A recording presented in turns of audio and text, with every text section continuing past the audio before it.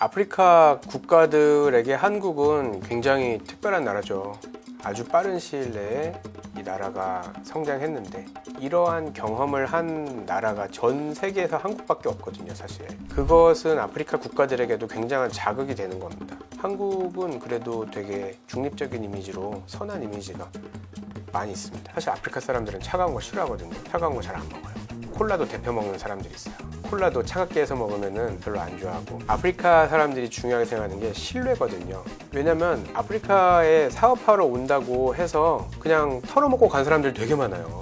신뢰 관계가 쌓일 때까지는 안 움직입니다.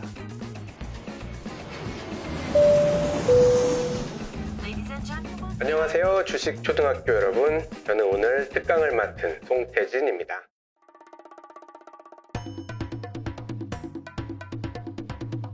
아프리카 국가들에게 한국은 굉장히 특별한 나라죠. 1960년대만 하더라도 아프리카 국가들이 한국보다 더 잘 살았어요. 가나 같은 나라는 우리나라에 그 옛날에 수재민 피해 입었다고 막 원조해주고 그랬습니다. 불쌍한 한국을 위해서 원조해주고 그랬어요, 가나에서. 그럴 정도로 이렇게 비등비등하거나 아니면 어깨를 크게 차이가 안 나는 그런 나라였는데 지금은 뭐 비교할 수가 없죠. 우리나라는 아프리카 국가들과 마찬가지로 식민지배도 받았었고 전쟁, 내전이 일어나서 나라가 완전히 망했었고 그랬었는데 아주 빠른 시일 내에 이 나라가 성장했는데 이러한 경험을 한 나라가 전 세계에서 한국밖에 없거든요, 사실. 그것은 아프리카 국가들에게도 굉장한 자극이 되는 겁니다. 야, 한국은 저렇게 성장했어. 그 비결이 뭘까? 어떻게 하면 우리도 한국처럼 될 수 있을까? 정말 많은 아프리카 국가들이 연구하고 있는 것이고 우간다나 루안다나 여러 나라에서 새마을 운동을 모티브로 한 이런 국가 경제 발전 계획 같은 걸 세우기도 하고 우리나라에서 이런 경제 발전에 경험이 있는 분들을 모셔다가 이런 또 조언을 듣기도 하고 굉장히 또 많이 활발합니다. 우리나라 코이카나 코피아나 여러 기관을 통해서 이런 경제 발전의 노하우를 전수받으려고 많이 노력을 하고 있어요.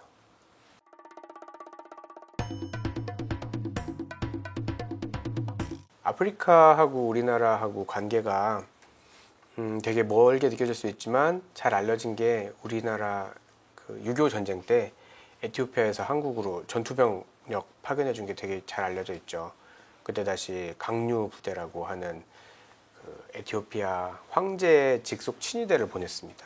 친위대 포함해서 한 6천 명 정도 한국에 왔는데 한국에서 되게 열심히 싸우셨죠. 정말 잘 싸웠다고 했었고 또 그때 당시에 100명 넘게 전사하고 또 500명 이상 부상당하고 했었는데 그분들이 한국에서 싸운 것이 정말 우리나라에 큰 도움이 되었고 그분들이 이제 에티오피아에 돌아가서 좀 순환을 겪기도 했었습니다. 왜냐하면 그 다음에 에티오피아 정권이 공산주의 정권이 들어왔거든요. 그래서 공산주의 정권이다 보니까 그 참전 용사들이 북한이랑 싸운 거잖아요. 우리 한국의 남한의 편에서. 그러다 보니까 좀 탄압을 받기도 했습니다. 근데 그런 시절은 이제 지나갔고 지금은 그분들의 후손들을 우리나라 기업이나 정부에서 도와주려고 되게 노력을 많이 하고 계세요. 그분들의 후손들이나 또 그분들도 살아계신 분들도 있으시고 살아계신 분들이 코리아 마을을 또 이루어 가지고 같이 계시기도 한데요. 그런 것도 있고 남아공에서도 우리나라 6.25 전쟁 때 공군을 보내줬었어요. 그래서 공군이 남아공에서 와서 우리나라에서 이제 전투도 하고 했었습니다. 근데 한국에 대한 관심이 굉장히 높아요. 에티오피아 같은 경우에는 한류가 엄청나게 바람이 크게 불고 있습니다. 우리나라 뭐 드라마 같은 거 굉장히 유명하고 또 영화나 또 최근에 넷플릭스 덕분에 넷플릭스에 올라오는 한국 작품이 인기가 아주 좋아요. 그리고 역시나 K-팝, BTS가 엄청 큰 전환점이었는데 BTS 이전에도 뭐 엑소나 샤이니 같은 그룹들이 아름아름 되게 유명했어요. 그래서 한국 하면은 제가 처음 아프리카 갈 때 그때 한 2007년, 8년 이때였는데 2008년 그때만 하더라도 나 한국에서 왔다 하면 제일 먼저 하는 얘기가 니네 왜 핵폭탄 만드냐 그거였습니다. 거기는 노스코리아고 우리는 사우스코리아고 설명해 줘야 됐었어요. 그래서 사우스코리아에 대해서 그 사람들이 아는 거는 반기문 사무총장이나 박지성 뭐 이 정도였는데 지금은 뭐 말할 필요가 없습니다. 한국에서 왔다고 하면은 일단 뭐 소리부터 지르니까요. 우리나라가 멋있는 나라가 됐습니다. 에티오피아 제가 갔을 때 한국어를 할 줄 아는 사람들을 꽤 많이 만났습니다. 거기서 놀랍게도 한국인 관련해서 행사 때도 만났었고 그냥도 만났었고 그냥 했습니다. 뭐 이집트 같은 데서도 중동 지역에서도 한류 붐 엄청 강하고요. 제가 또 케냐에서도 이렇게 한류를 키우기 위해서 열심히 하고 있고 노력하고 있고 이게 BTS가 정말 큰 전환점이었던 것 같아요. 그래서 한국에 대한 이미지가 예전에 그 안 좋았던 이미지에서 좋은 이미지로 계속 바뀌고 있어요. 예전에는 한국 이미지가 정말 그냥 6.25 전쟁 그 이미지로 끝난 상태도 되게 많았었거든요. 근데 BTS가 알려지고 또 여러 가지 한류 넷플릭스 영화들이 이제 흥행을 하면서 한국에 대해 더 알아보는 거죠. 이렇게 멋있고 쿨한 나라가 있었어? 하고 보니까 예전에 우리가 알고 있었던 그 한국이 아니네 하고 이미지 전환이 굉장히 많이 됐습니다. 지금은 한국 굉장히 이미지가 잘 닦여 있어요. 아까 중국에 대해서는 좀 안 좋은 이미지가 있다고 했는데 한국은 그래도 되게 중립적인 이미지로 선한 이미지가 많이 있습니다. 우리나라 NGO 단체들이 굉장히 많이 활동하면서 그런 이미지를 준 것도 있고요.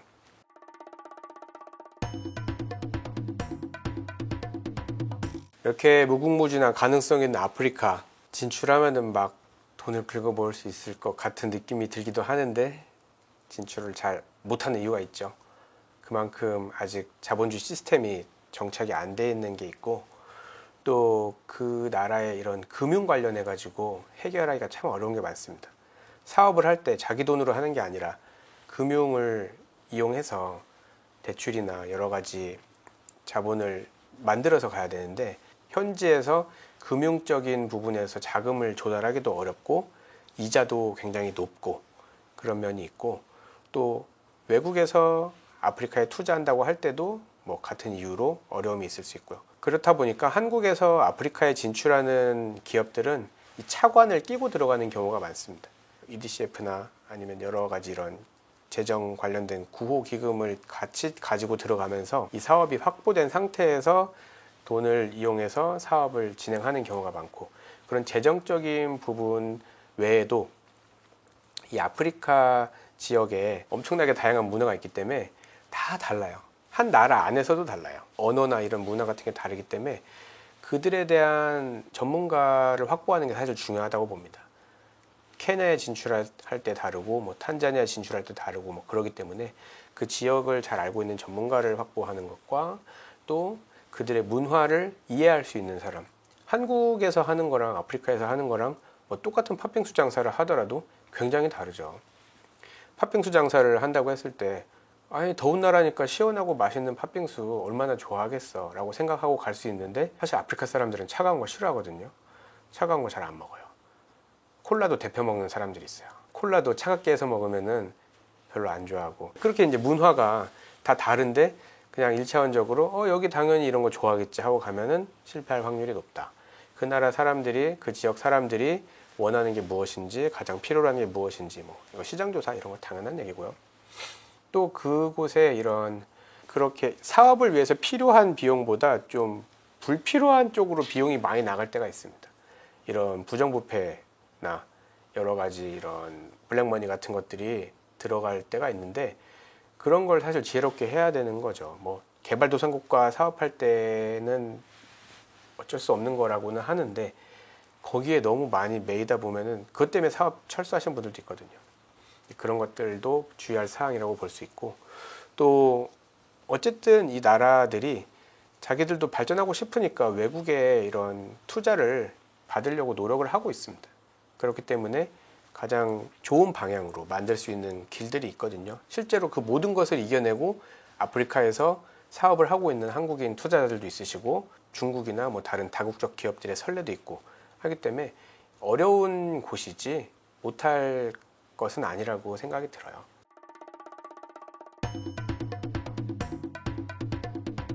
아프리카 사람들이 중요하게 생각하는 게 신뢰거든요. 왜냐면 아프리카에 사업하러 온다고 해서 그냥 털어먹고 간 사람들 되게 많아요. 아프리카에 우리가 되게 좋은 사업을 가져왔습니다. 한번 해보시죠 하고 쫙 이렇게 청사진 보여주고 이렇게 멋있게 보여주고 하는데, 아프리카에 있는 국가나 이런 뭐 공무원들이 그거를 뭐 덥석 물었는데 이 사업가가 추진하다가 잘 안 돼가지고 그냥 도망가면 끝이거든요. 남아있는 그 일을 추진했던 사람들은 이걸 다 덤탱이를 자기가 써야 되잖아요. 그렇기 때문에 이런 거를 되게 신중하게 보는 거고, 신뢰 관계가 쌓일 때까지는 안 움직입니다. 이 사람이 진짜로 우리나라에 와서 일을 하려고 하는 건지, 아니면은 하다가 안 되면 도망갈 놈인지, 아니면 정말 사기칠 놈인지, 그걸 보기 위해서 어떻게 보면 테스트 같은 걸 하는 거예요. 그러니까 우리 입장에서는 얘들 왜 이래 싶은데, 그들 입장에서는 엄청 진지한 거예요. 왜냐면 이 사람이 사업한다고 와서 빵꾸 내면 안 되니까. 그런 것처럼 신뢰관계를 만들 때까지 그 관계를 잘 준비하는 게 필요하다라고 볼 수 있을 것 같습니다. 단순히 그냥 뭐 이메일 보냈어요, 확인하시고 이렇게 해주세요, 뭐 이런 거 안 됩니다. 못 믿는 거예요. 정상적인 국가 간의 거래라면 그 룰이 있잖아요. 이렇게 무역을 하기 위해서 서류를 보내고 이걸 통해서 이렇게 받고 하면 당연히 이게 움직여지고 하는데, 이런 아프리카 국가들 중에 이런 자본주의 시스템이 아직 잘 마련되지 않은 나라들은 그 룰 자체가 다를 수도 있습니다. 그래서 우리나라에선 당연히 이렇게 하면은 무역이 되는 거지 싶었는데, 현지에 가보니까 뭐 중간에 다른 어떤 통관 절차가 있다든지, 아니면 뭐 이것을 해결하기 위해서 뭐 다른 뭐 문제가 발생한다든지, 근데 그걸 해결하기 위해서 한국에서 안 했던 걸 또 뭐 해야 된다든지, 뭐 이런 것들이 있을 수 있어요. 그래서 미국이나 뭐 유럽이나 이런 데서 거래할 때는 이메일 한 통 보내고 뭐 이렇게 전표 보내고 뭐 돈 보내고 하면 되는 일이, 아프리카 어떤 잘 이런 게 발달되지 않은 나라 무역을 할 때는 뭐 그런 거 다 했는데 당연히 일주일 후면 답변이 와야 되는데 안 와.